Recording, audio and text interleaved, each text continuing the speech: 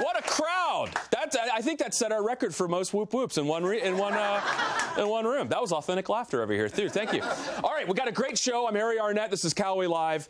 Tonight is somebody I personally have looked up to for a really long time for the work that he's done as the LPGA commissioner. He's been there about 8 years, and the work he's done turning that whole tour around has been remarkable. He inspires us here to do things differently.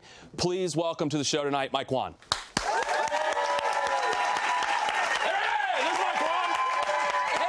How you doing? Good to see you. See you. Sit down. How are you? Thank you. I got to tell you, tonight, this show is all about sharing. By the way, commissioners usually don't get applause when they walk in the room, so I'm pretty excited. It's all crowd. This show's all about sharing, and I must share with you. Tonight, every year at the end of the year, I give away my own personal Harry Arnett Golf Industry Executive of the Year Award. Private ceremony. It's just me in my backyard. Do you know who's won it the last 6 years in a row? I'm afraid to ask. Dumb question. Chip Brewer's won it. Come on. Okay. All right. But the runner-up has been Mike Whan. Story of my life. Yeah. I have a lot of runner-up trophies. That's good. Clear the mantle. But when you started, I mean, it's been 8 years. It feels like it's gone by like that. But you were sort of an unknown guy. Everybody's like, who's the Asian guy? Mike Whan. Yeah. A lot of players on tour were excited. We finally hired a Korean commissioner. I came walking in, and they said, he's not Korean. I was actually just flying to Japan last week. And you know when the flight attendant comes and introduces yourself, I'm Kathy, I'm going to be. I had my headset on. I was already watching Netflix, and I started looking, and I said, can I help you? And she said, did you change seats?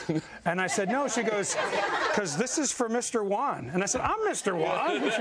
You are not what I expected. Yes, I am. But you were kind of out of nowhere because you came from industry. Yeah. You had a lunch pail job like I have, and into LPGA. I mean, how did that even happen? How did they even find you?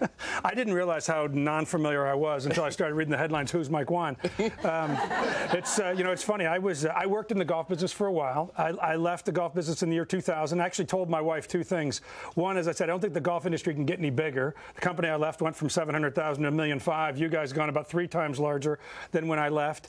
And I really said that I feel like I've done everything I can do in golf. I enjoyed my time. Went to work in the hockey business. Sold a company in the hockey business, and made my wife 3 promises. You'll appreciate this, anybody who's married. I said, I'll promise you 3 things. We lived in Orange County, California. I said, I know you love living here. Whatever I do next, I won't make you move. I'm going to go 1 year without going to an airport because I've really traveled a lot. And whatever I do next, I won't travel as much as I used to. So we moved to Orlando.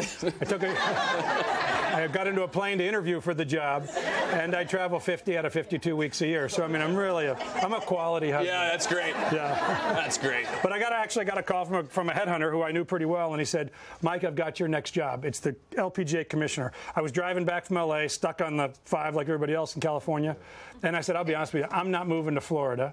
I don't know anything about being a commissioner. I mean, who does that job? And so I gave him a couple of names of people that I thought would be much better at it than me. And they took the names and went, and then about 6 months later, he called me back, and he said, you know the name you gave us? At the end of the last interview, he gave us your name. And so I ended up going to what I thought was a meet and greet in New York. But when I walked into the meet and greet, it was a table about 30 feet long, 26 people on one side, and a little pitcher of water on the other. It's like a Senate hearing committee. Yeah. And I walked in, and they just fired questions for 4 hours, but they were all golf. There was players in the room. There was former players. And I loved every, if I was honest, I loved every question. I loved the 3 hours because they were talking golf. Since I was a caddy at age 8, this is what I love. So it was, it felt like a homecoming, and I knew I wanted to do it. Well, what do you think about your background, or at least what you were looking at for the future, do you think attracted not just them to you, but you to them? Well, what I thought was a weakness, when they said to me, Mike, we think you should be the next commissioner of the LPGA, my honest answer was, I think you're wrong. And they said, what do you mean you think I'm wrong? And I said, honestly, I didn't grow up in a league. Well, I wasn't really looking for a job at the time. Yeah. But I said, I didn't grow up in a league. I'm not a lawyer. I don't sell TV rights for a living. Like, I wasn't trained for this job. And I made the mistake of saying, the only time I'll be comfortable being commissioner of the LPGA is sitting across the table from somebody considering to spend $3-4 million a year for the next 7 years. I've been that guy my whole life. It started at Procter & Gamble, sponsored everything from golf to NASCAR to baseball to football.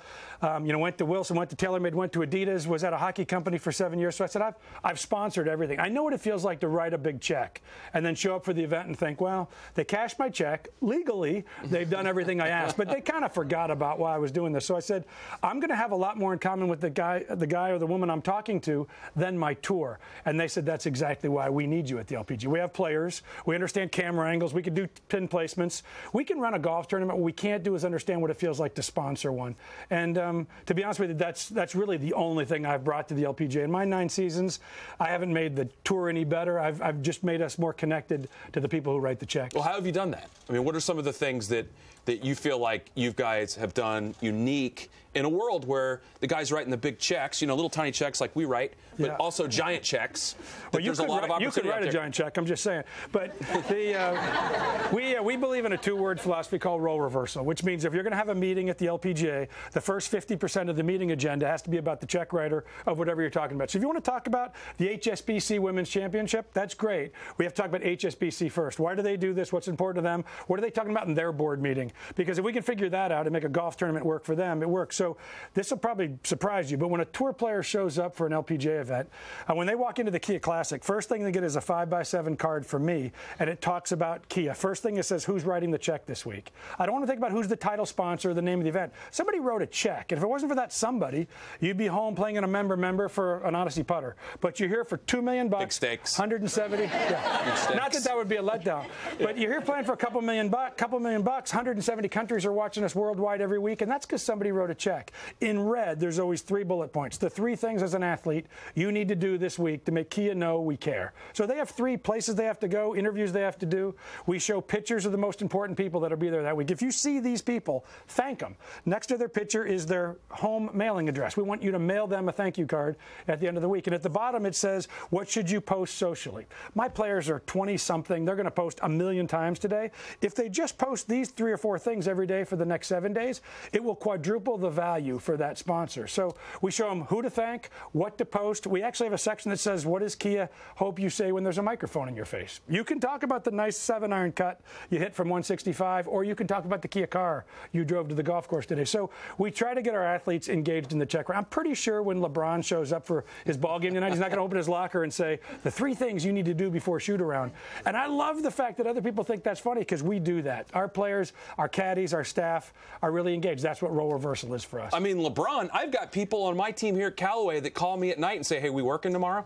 I mean, it's like you have 140. Is this work, by the way? Because this is pretty good. It's a living. 140 women, young girls, women, every week that was the one thing that I saw, like, almost immediately, is everybody was on the same page and pulling in the same direction for the tour. Yeah. And that was really unique to see that that unification that you guys had, like, almost from the beginning. I've said this many times, but businesses go up and down. It's inevitable. You have great runs and you have tough times.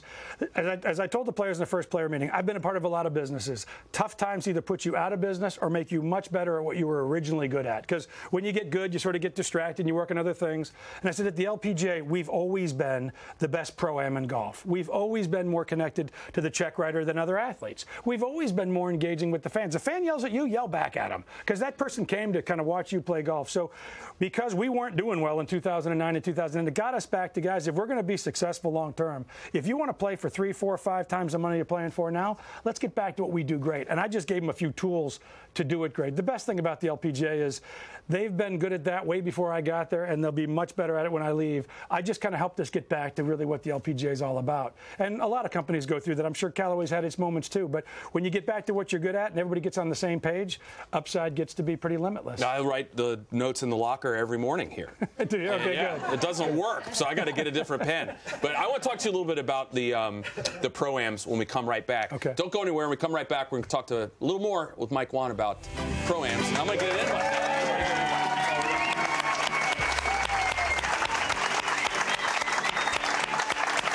What's your favorite club in the bag, Nicholas Chan?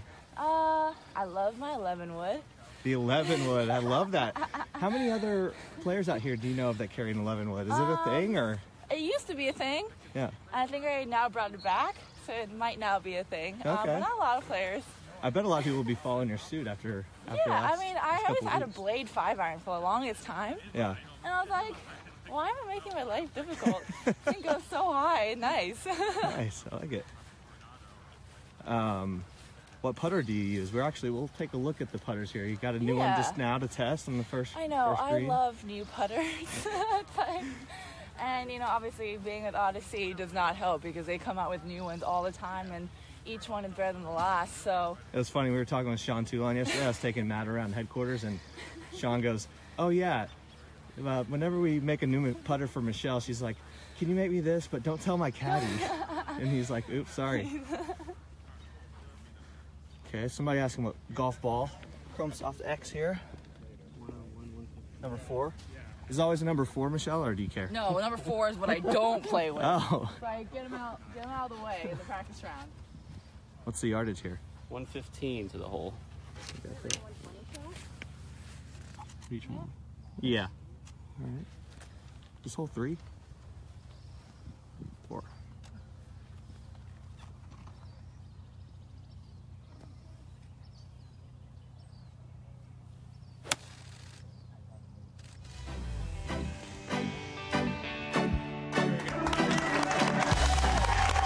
Welcome back to Callaway Live. Mike Whan, right here. Now, I mentioned before the break about the pro-ams, because I've had the benefit of playing in a few of them, kind of freeloading my way in, worming my way in. And this was probably 4 or 5 years ago, and what struck me was the innovation that you guys brought to something, for me, that hadn't really changed much. But we played, I think at that time, it was the first tour that we played. There were two tour. Good night. 2 tour players. I knew that drinking before the tour show. players. I know. We shouldn't do shots anymore Yeah, for the show. okay. I had 2 tour players in my group, 9 and then 9, and we left there thinking, wow, I don't know why anybody else does that. Now I see that the men's tour is doing that. Yeah. So you guys are kind of a breeding ground, I think, for a lot of innovations. It's kind of funny. I play in a lot of pro-ams, as you know. I'm pretty much on the pro-am tour. And what I realized is once you play with a pro-am player, you sort of follow her, not just for that week, but for the rest of your life. You're always pulling up and checking out what her score is. You get to know her caddy, her story. But what happens is, you know, it's the summer. It's August in Wisconsin, and, you know, you're 4 under. You're not going to win this thing. And by the 12th or 13th hole, we've done the whole my cousin and your cousin went to the same school and what your background is. And I remember saying to my staff one time, would it be okay if I just switched and played with another group on the back 9? They're like a whole nother tour group? Like, I just want another player on the back 9. So we actually tried it here in Carlsbad, and we tried it in Phoenix one year, and every amateur came back and said that was better. What we weren't counting on is the players coming back and said that was awesome. I was on the golf course for 3 hours, I practiced for 3 hours, and I went home. What we always found is players that were in the Pro-Am were jealous of the players who weren't, because they got to practice and they weren't in the sun for 6 hours. Players who weren't in the Pro-Am were jealous because Pro-Am players were getting to putt on the greens that they were going to play tomorrow. So this way, we got the whole tour involved. And yeah, it's a much better way to play. When you play in a Pro-Am at 9 and 9, by the time you get to the 9th hole, you're really not done with that player, and she's leaving. Yeah. You get a new player coming, she's all excited to be with you, and the whole stories start all over again. So it's a fun twist on what's already a pretty good proposition. How come when you play with these players and you follow them, it's following them on Twitter or whatever? When I do it, it's stalking. Yeah. I think that's a little bit of a double standard. We've checked your social media page, and there's some things we need to talk about. I've blocked by quite a few, but You're the only Pro-Am player, by the way. When you played in the Pro-Am, a drone followed you. Was that Callaway? Was that my security? it Or was was that police Callaway drone, marketing? but it was a little weird. Yeah.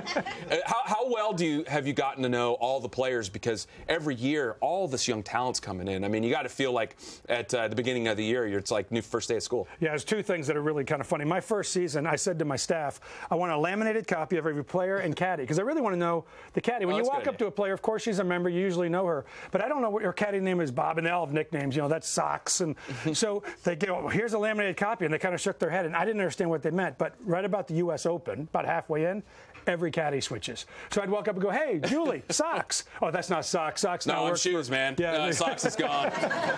So, yeah, I mean, player-wise, I think I get to know the players pretty good, but every year you got about 30 or 40 new players. Between now, really, start of the season in June, I got to meet about 30 players I don't know.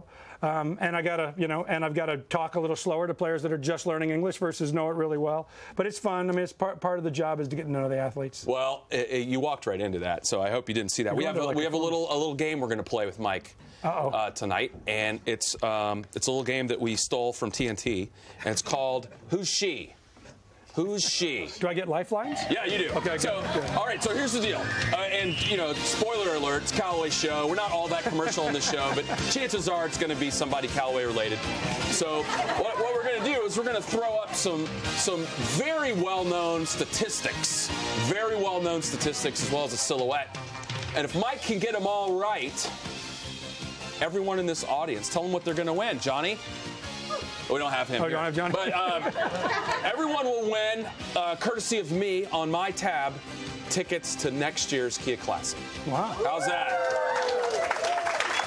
So my first question. If I get them wrong, everybody will go to the Kia Classic next year on my tab. That's right. So you guys are getting it right. I love that. That was going to be my first question. I feel real pressure now. Which budget's going to carry this? Can you get me a deal on Kia tickets? So here's the question. Who's she? This LPGA player was fourth in driving distance in 2011 with a whopping 269-yard, 0.05-yard average. Who is the silhouette that looks very Sing-like? Oh, sorry. Can you guess who that is? Mike Wan. Did you say it looks very Sing-like? Sing-like, yes. I didn't mean to say that, but it may have slipped out. Could it have been Sen-like? Like maybe the G is not pronounced? Oh, maybe so. You know these ones better. I don't really know who's a Callaway player, so you make me nervous. No, it is. Yanni Sen. Well, yes, that's exactly right. Yanni Sen.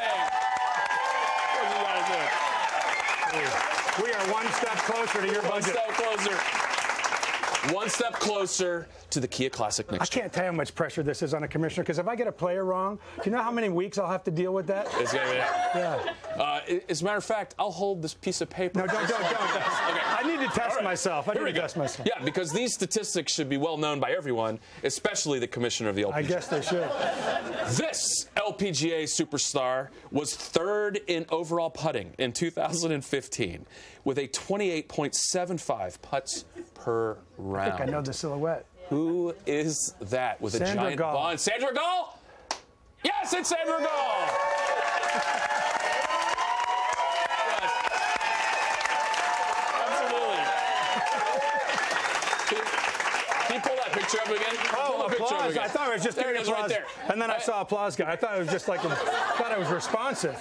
How about our show? We found like a 6-year-old picture of Sandra Gall with like 6-year-old branding on the side of her head. All right. Use 6-year-old pictures of me anytime you want, by the way. Yeah. That's a couple of chins ago.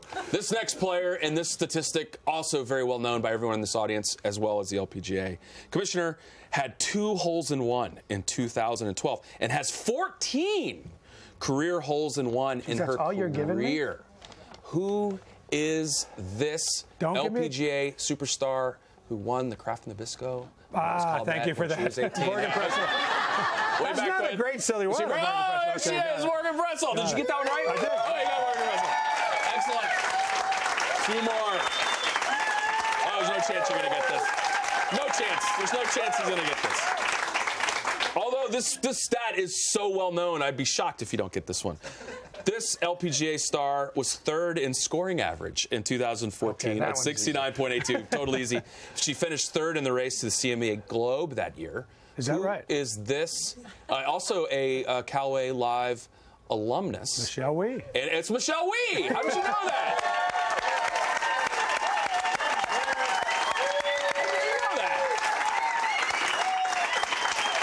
One away. I love applause guy. That's Did you like that applause guy back there? That's my fallback job. Yes. I'm coming for you as soon as they kick me out. This is our last question. The stakes are high. This one is incredibly difficult. This former LPGA superstar who is very much connected to the Callaway Golf Company, won more Rolex Player of the Year awards than anyone else. She won 8 of them. 8. There's her silhouette there, if that doesn't give it away. Mike, can you guess? Currently ranked 6th as the most powerful female athlete of all time, I believe. Or maybe the most powerful athlete of all time, Annika Sorenstam. Oh, is it Annika? Oh, it's Annika! LPGA players. Yeah. How's that? Love that. You know your LPGA. Get out of here. Get out of here. Well, thanks for playing, and thanks for being here. You know we're a huge fan of what you do, and I meant it when I said it at the beginning. A lot of times when I intro guests, I don't really mean what I say. This time I did. But you guys inspire us to be better because you're fighting for dollars and you're trying to be innovative. And at the end of the day, you're trying to make things fun for the fans, the players, as well as the sponsors. So thanks for being here with us. Thanks for having me. And I think for all you folks who work here, you should be proud not only of the product you make, but the fact that you guys support women's golf the way you do, not just men's golf. I couldn't say that about every company, and we really appreciate it. And our players on tour, you guys put your money where your mouth is, and you show up on tour week in and week out, and obviously you're winning on tour. So it's an impressive statement. Well, we can spend all that money on tour because we don't spend it on production values on our show. So thanks a lot. That's Mike Lon. Thank you. Appreciate it. Mike Lon, LPGA Commissioner. Thanks everybody for watching. We'll see you next time on Callaway Live.